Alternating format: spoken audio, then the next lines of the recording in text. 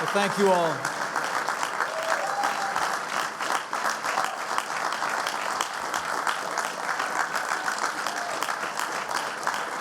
Thank you all for that very warm welcome.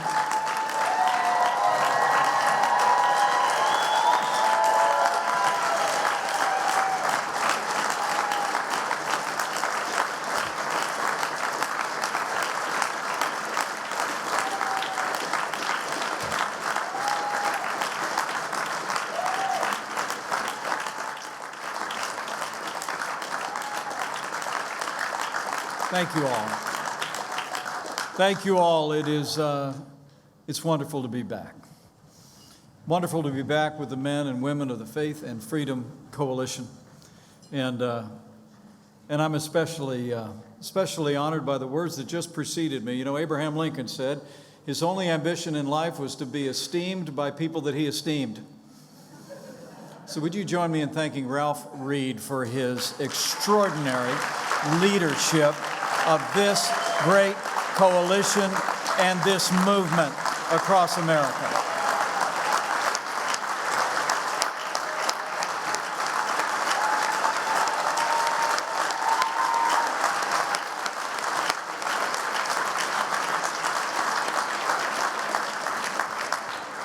Ralph and I have known each other a long time, all the way back when we both had dark hair.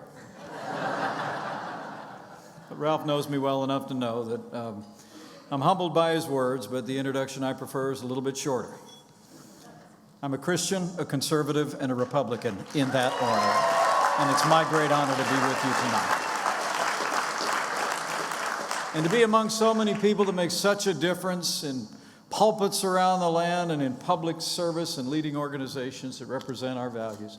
But I'm also honored to be joined tonight by some of my real heroes, like Senator James Lankford from the great state of Oklahoma.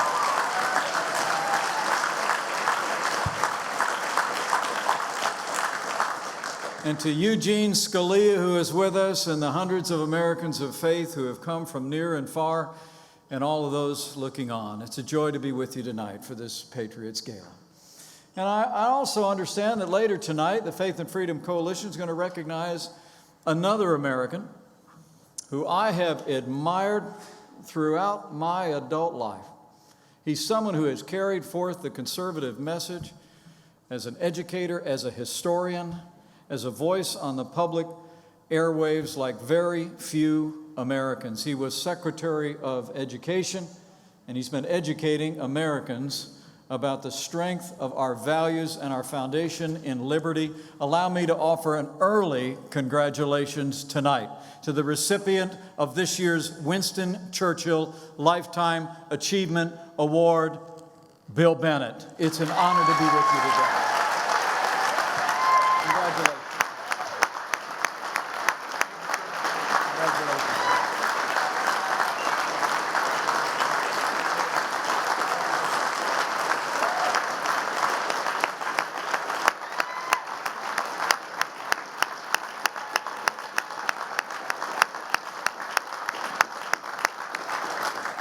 So well deserved. Congratulations, Bill.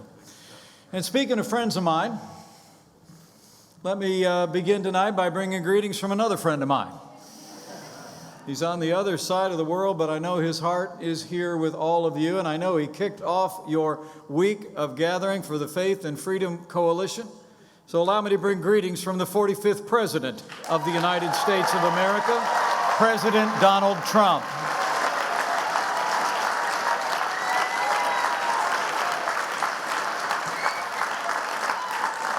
You know, starting you off this week, the President said, and I quote, "Americans' belief in God has forged the character of our country and made our nation a light unto the world." And the President added, "Our administration is fighting for all Americans, and we're embracing the faith community as never before."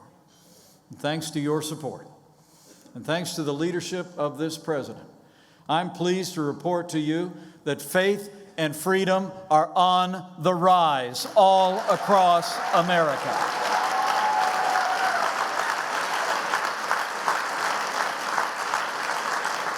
You know, it's the greatest honor of my life to serve as vice president to a president who gets up every day just to keep the promises that he made to the American people.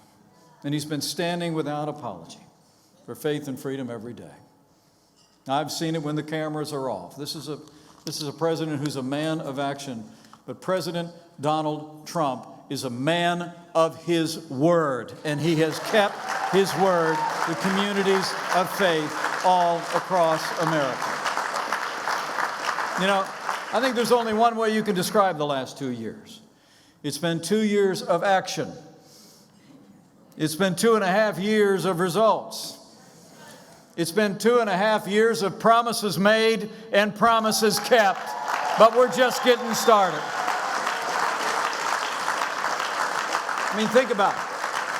President Trump promised to revive the American economy by rolling back red tape, unleashing American energy, fighting for fair trade deals, and passing the largest tax cuts and tax reform in American history, and that's exactly what we've done. And the results are remarkable.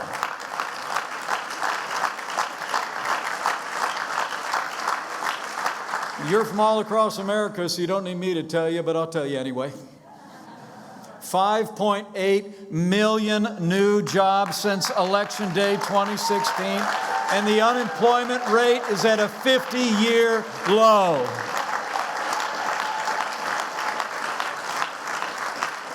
Wages are rising at the fastest pace in more than a decade, and probably most meaningful to the president and me.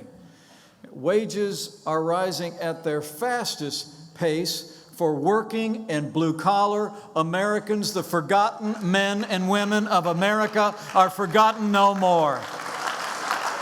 And the American dream is working again for every American. The unemployment rate for women is at a 60-year low, and it's the lowest unemployment rate ever recorded for African Americans and Hispanic Americans.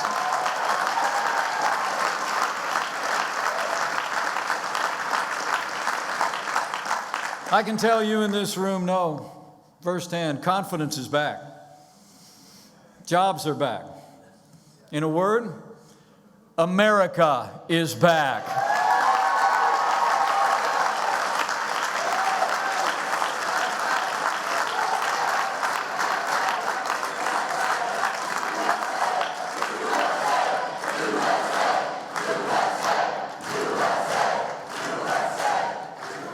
But as we all know, the foundation of our prosperity is security, and on that count, the president's been busy as well. After years where we saw reckless cutbacks in our military, at a time when we took office, there were literally American military aircraft that were grounded so they could be used as spare parts for other aircraft to keep them in the air. Thanks to this president's leadership and our strong allies in the Congress of the United States, President Trump signed the largest increase in our national defense since the days of Ronald Reagan. We're rebuilding our military. We're restoring the arsenal of democracy, and we are once again giving our soldiers, sailors, airmen, Marines, and Coast Guard the resources and training they deserve.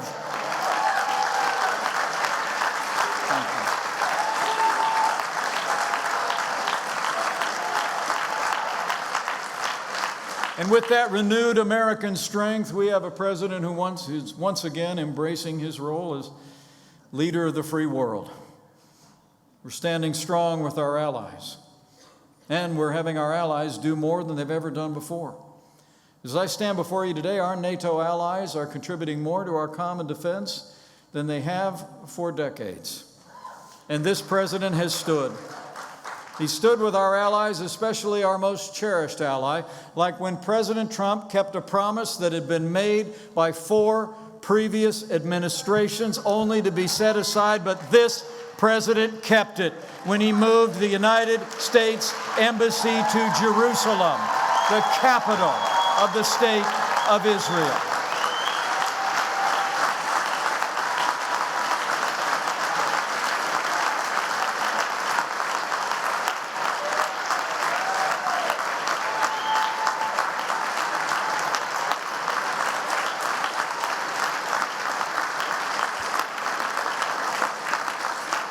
That's what we call promises made and promises kept. With that renewed American strength, We've also stood up to our adversaries and those who would challenge America's interests around the world. This president's put Iran on notice that will no longer tolerate their malign activity or their spread of terrorism in the world. We've brought North Korea to the negotiating table. The president's on the Korean Peninsula as we speak and will be headed to the DMZ maybe before this dinner is out. And we've taken the fight to radical Islamic terrorists on our terms, on their soil. And thanks to the courage of our men and women of the United States Armed Forces and this Commander-in-Chief, the last inch of territory controlled by ISIS has been captured. The black flag of the caliphate flies no more over the territory they once controlled.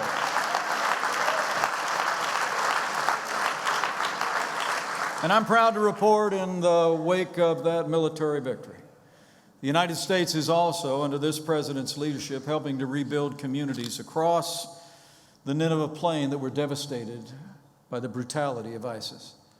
And I'm proud to report, with the strong support of our partners in Congress, the United States has already committed more than $300 million in aid to rebuild Christian and Yazidi communities torn asunder by war. In fact, the United States is also standing strong and calling out religious persecution wherever it takes place, whether it be in Nicaragua, in Russia, Iran, or in the People's Republic of China. And I want to promise you, this administration is going to continue to speak out and stand up for the freedom of conscience and the freedom of religion for people all over the world. We will hold up that ideal.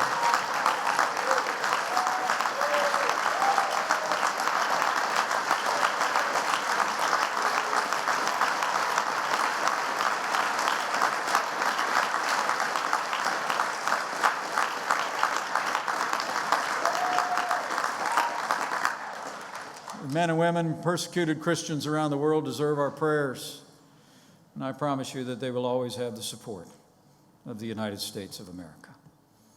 This administration has worked tirelessly, I'm proud to say, also to secure the release of Americans facing persecution and captivity, from Egypt to Venezuela to North Korea and to Turkey, where after 2 years of captivity, thanks to the tenacious demand of this president, Pastor Andrew Brunson is home.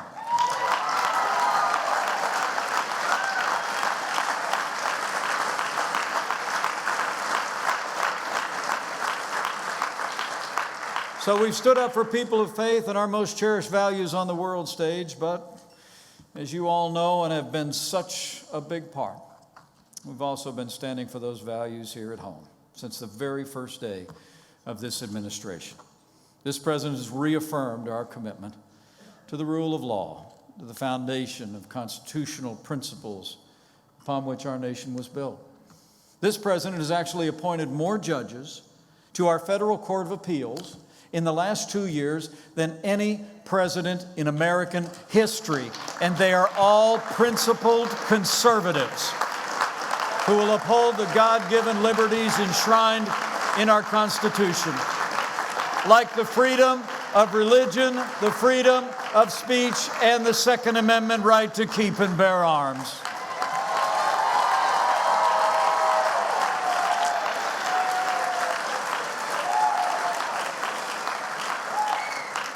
I've met many of these judges on the bench. They're incredible. 114 federal judges confirmed so far, Senator. And how about a round of applause for Senator Lankford and Leader McConnell and all the great Republicans in the United States Senate who have confirmed these great judges, including Justice Neil Gorsuch and Justice Brett Kavanaugh.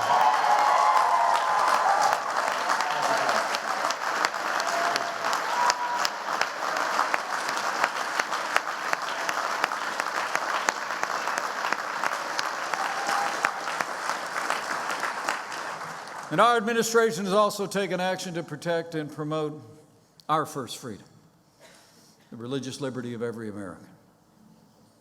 You know, I probably don't need to tell all of you that we live in a time when it's actually become fashionable to mock religious belief. We see it among media elites, television commentators, and liberal politicians. We remember back in 2016 when they called us deplorable. Recently, our former vice president actually said that Americans who stand for traditional moral values are, in his words, forces of intolerance, including, and I quote, dregs of society.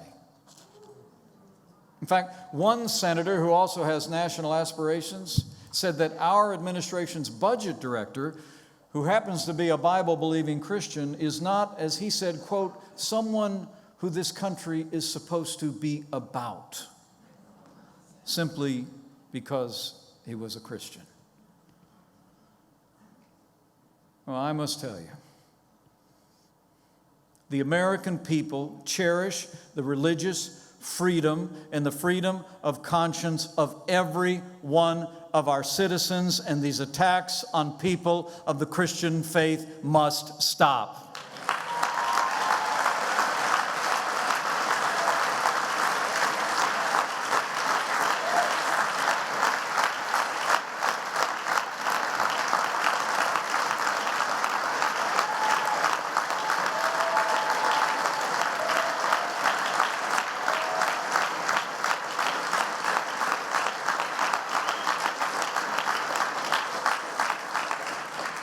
It's just not what we're about as Americans. Americans cherish the faith of every person, the freedom of conscience of every person, to believe or not to believe, according to the dictates of their conscience and their traditions. And I commend you for upholding that principle. And I'll make you a promise.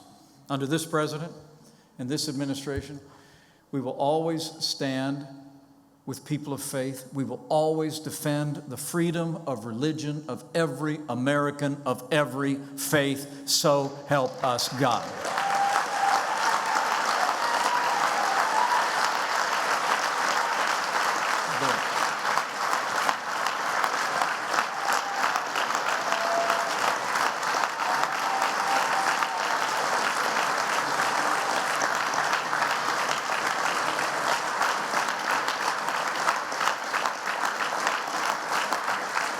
Back in 2016, this president promised that he would, in his words, defend your religious liberties and the right to fully and freely practice your religion as individuals, business owners, and academic institutions, and that's exactly what he's done. We've taken action to protect the conscience rights of doctors and nurses in this administration. After years of neglect, we restored federal enforcement of our nation's conscience laws, and we ended the last administration's assault on the little sisters of the poor.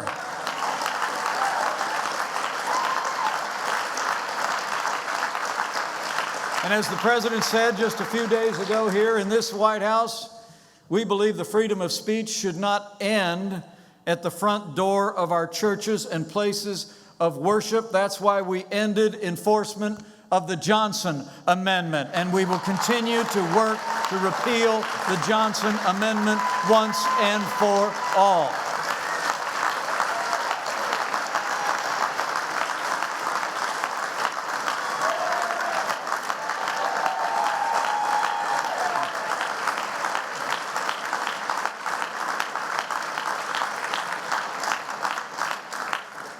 You know, you think about the freedom of speech at the pulpits of this nation. Maybe when Bill Bennett takes to this podium tonight, having written some of the most important histories of the founding of this country, he can tell you how important those pulpits were when we first claimed our freedom in 1776. We've also gone to court to protect the right of religious expression in the public square.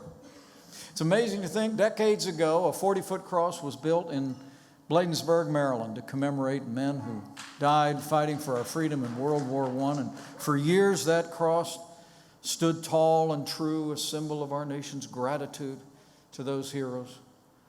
But recently, left-wing activists threatened to tear it down but in this administration, we stood for the Peace Cross in Maryland. And last week, by a 7-2 vote, the Supreme Court of the United States said the Peace Cross of Maryland can stay.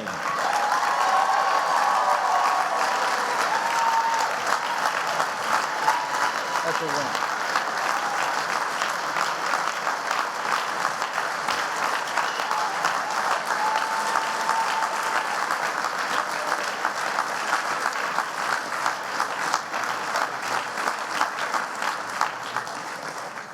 So we've stood for liberty, for the rule of law and the foundation of our constitutional liberties. But let me tell you from the bottom of my heart,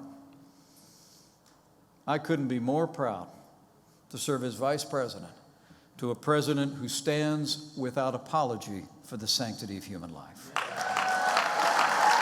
President Donald Trump is the most pro-life president in American history.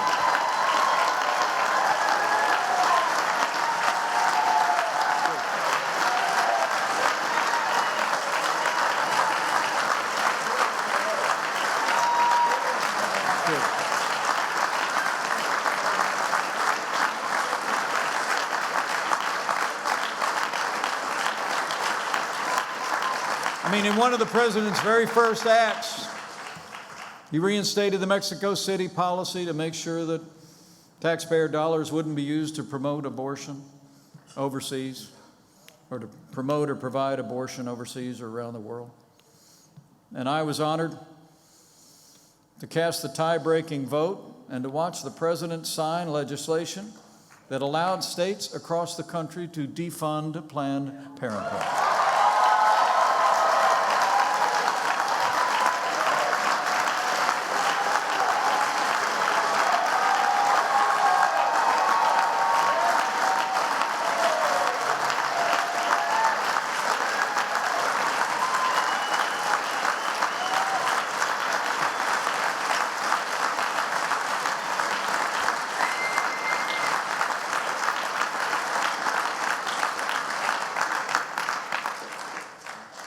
Speaking of the nation's largest abortion provider, we all remember back in 2015 when those chilling undercover videos were on the airwaves of the nation that showed horrific conversations about the sale and transfer of parts of aborted babies. So I want to be sure you know. Just a few weeks ago, President Donald Trump ended fetal tissue research at the National Institute of Health.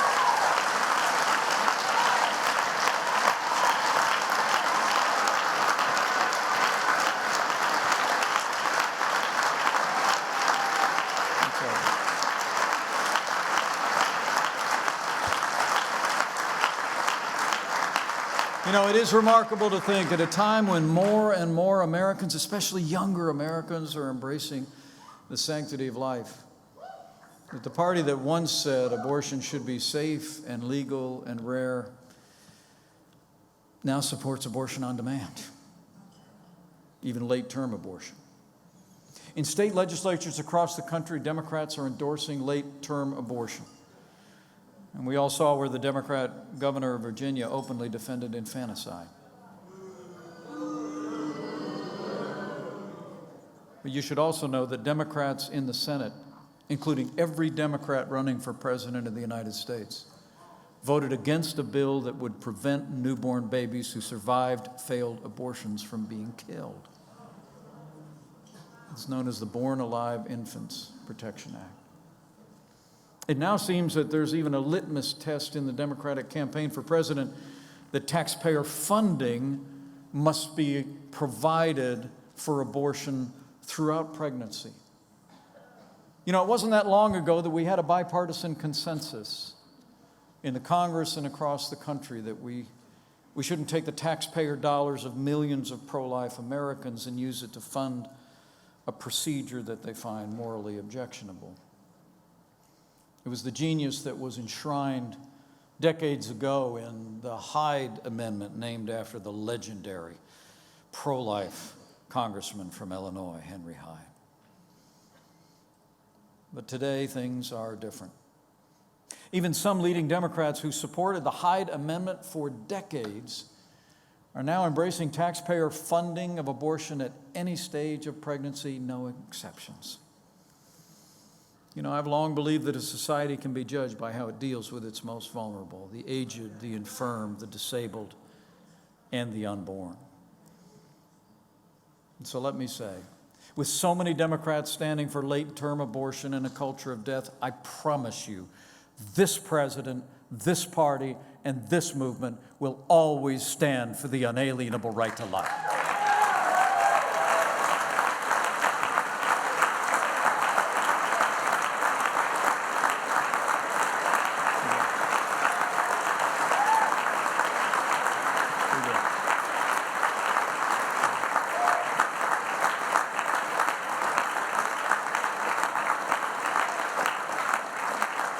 So we've been growing our economy, we've been providing for our national defense, we've been standing up for our values at home and abroad. But men and women of faith and freedom, we know that there are still challenges that we face as a nation.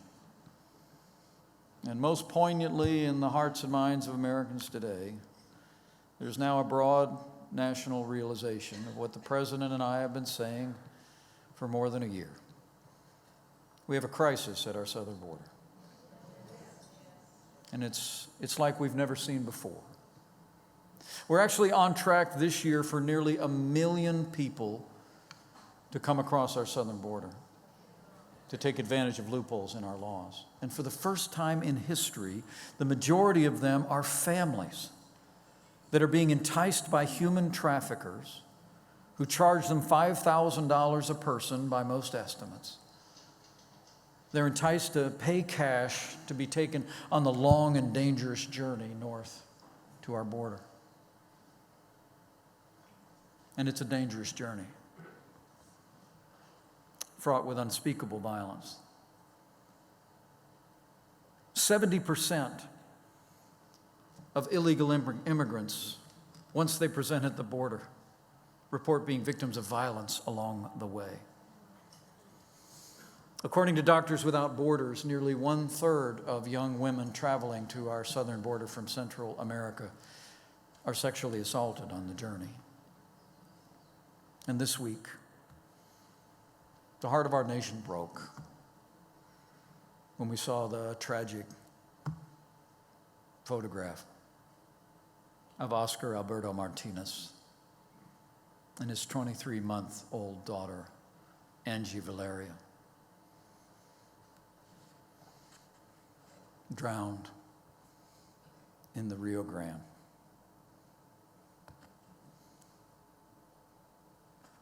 It shocked the conscience of the nation.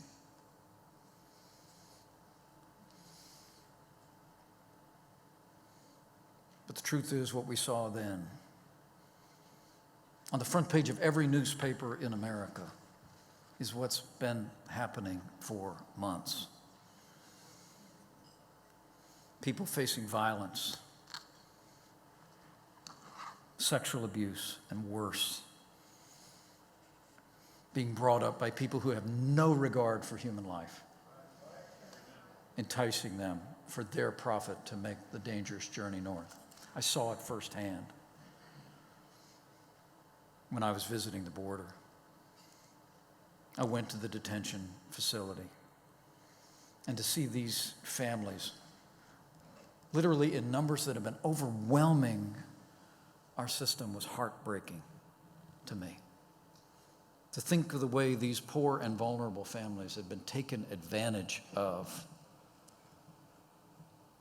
by these cartels and human traffickers was heartbreaking to see. But the American people are realizing we have a crisis on our southern border.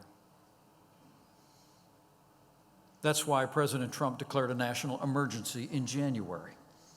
And I'm proud to report we've already started to build that wall. We'll have 400 miles of wall built by the end of next year.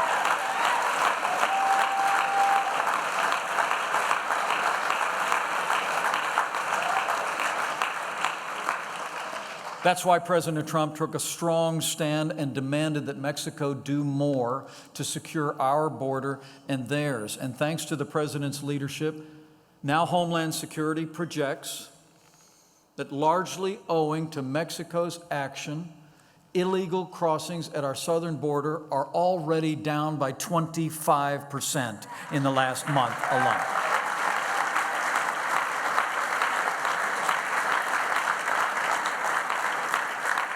And that's why after 6 months where Democrats denied there was a crisis at our border, they denied additional funding for resources to care for the vulnerable families flowing across our border. They denied additional resources for beds or facilities. President Trump again stood strong, and this week our president negotiated a bipartisan bill that when he signs it on Monday will speed $4.6 billion in humanitarian aid to support the compassionate work of Health and Human Services and our Customs and Border Protection.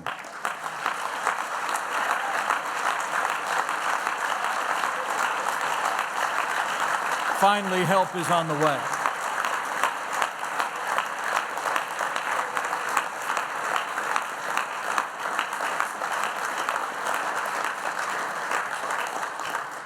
But men and women, we've still got more work to do. At a time when migrants south of our border are facing violence, sexual assault, and worse, it really is astonishing that many of the leading Democrats running for president continue to advocate open borders and policies that would make it easier for human traffickers to entice vulnerable families to take the long and dangerous journey north. It's true. For instance, despite the fact that 10 years ago, President Obama promised that Obamacare, in his words, would not apply to those who are here illegally, this week, every major Democrat candidate for president promised to offer free, taxpayer-funded health care to illegal immigrants.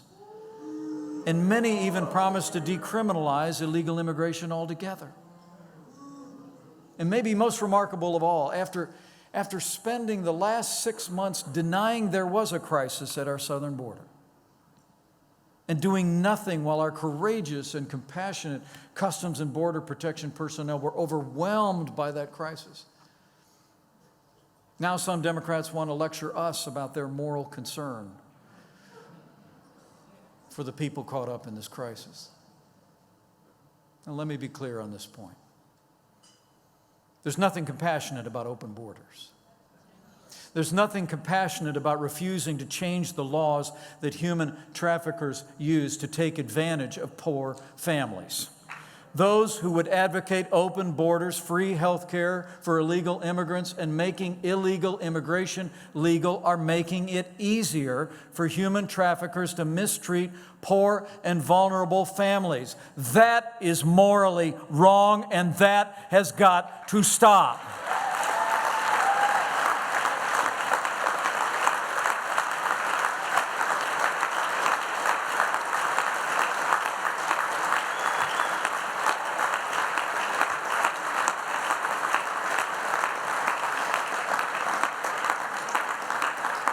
The moral thing to do, and I believe in my heart of hearts the compassionate thing to do, is to secure our border, provide humanitarian support to families that are being exploited by these criminal syndicates, reform our asylum laws, and send a deafening message south of the border that if you want to come to the United States of America, you must come legally or not at all.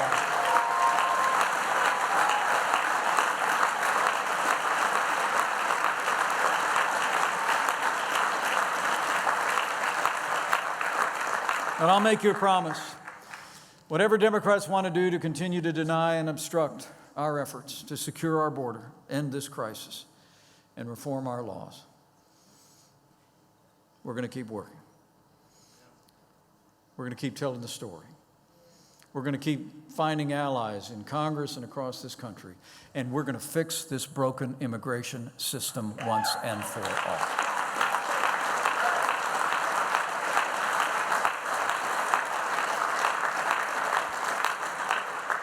So men and women, it's amazing to think, in just over 2 years under this president's leadership from the world stage to here at home, our values are winning again. Freedom is winning again. But to keep on winning, we've got to keep on fighting.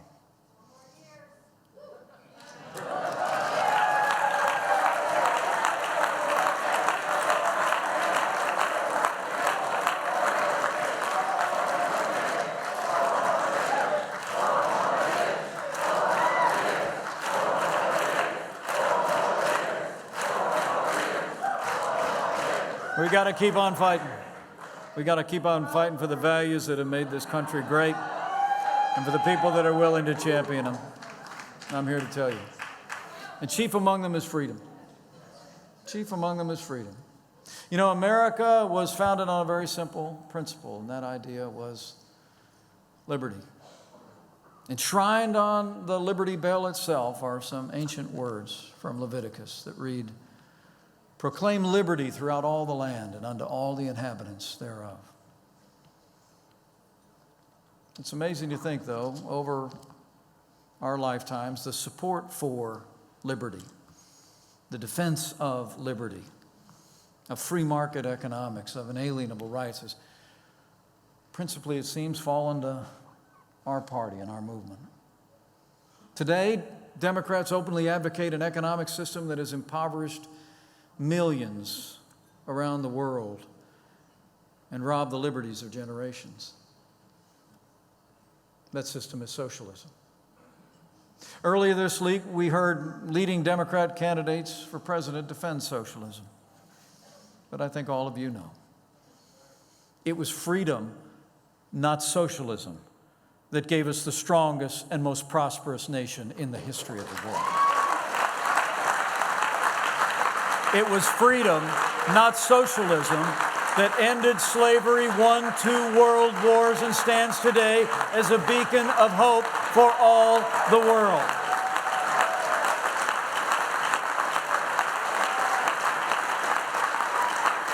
And so as this debate begins the next 18 months, we must resolve here to say, as the President said in his State of the Union address, America will never be a socialist country.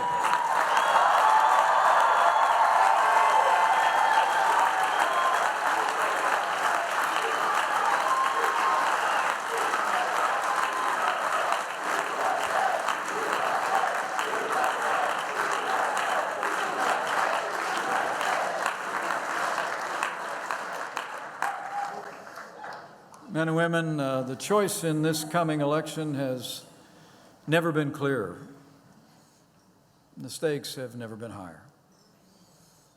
We've made great progress in the last 2.5 years. But now's the time for us to redouble our efforts.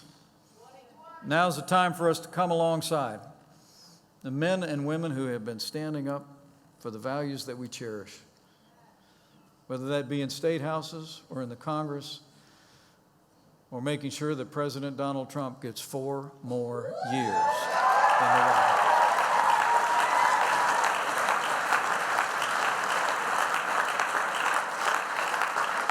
America's got a choice to make.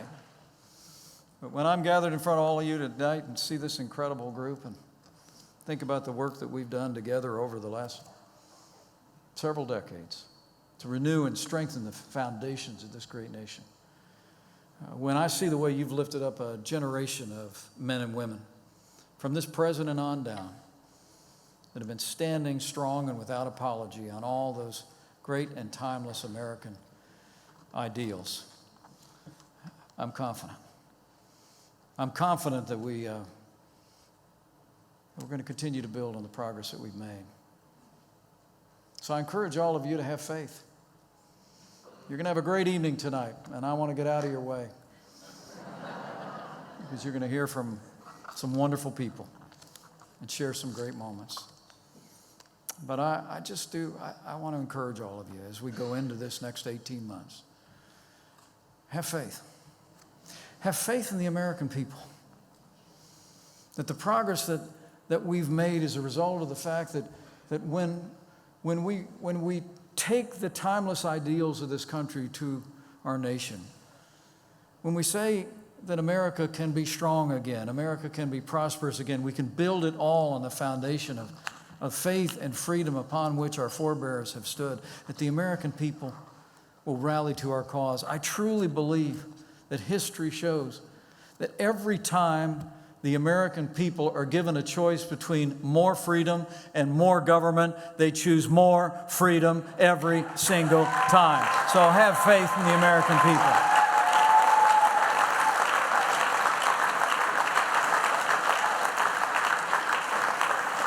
And have faith in this president that they elected. You know, I got to tell you, one of the most amusing words I ever hear, Ralph, are when people will stop me on a rope line at an airport or at a diner and they'll say, "Tell the president to keep going."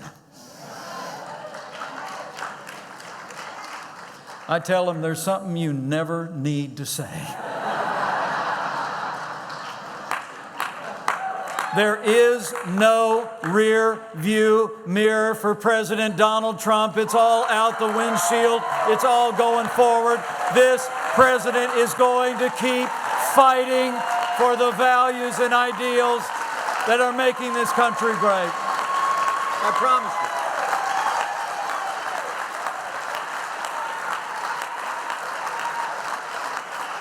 Am I wrong? I'm wrong.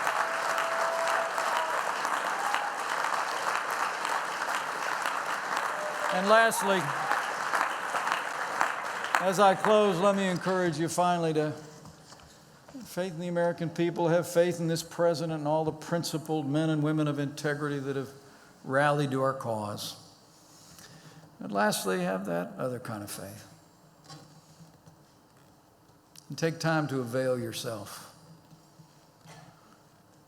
You know, the sweetest words the president and I ever hear, and we hear it a lot, or when people will reach across a line and grab your hand and say, "We're praying for you."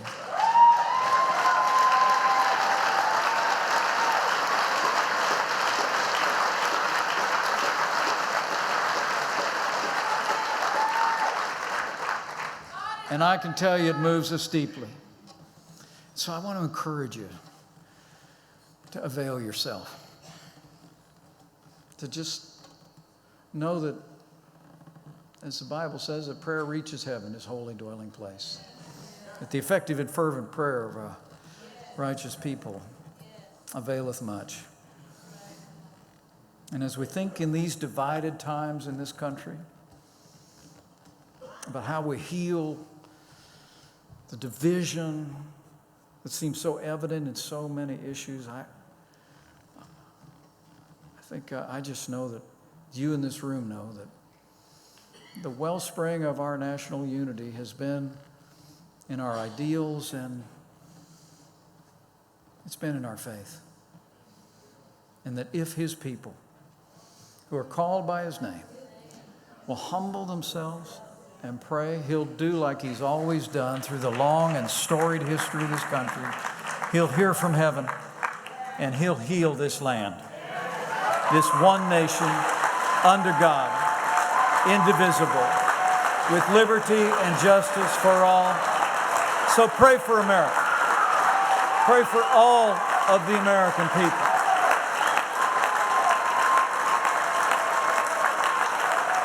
This prayer matters, and it'll make a difference.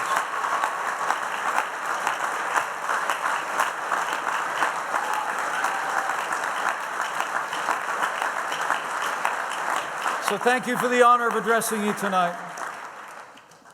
Thank you for the encouragement that you've given us. And while I have your attention, on behalf of my wife, who is about a third of a world away right now, let me just say thank you for the great privilege of being your vice president. It is the greatest honor of our life.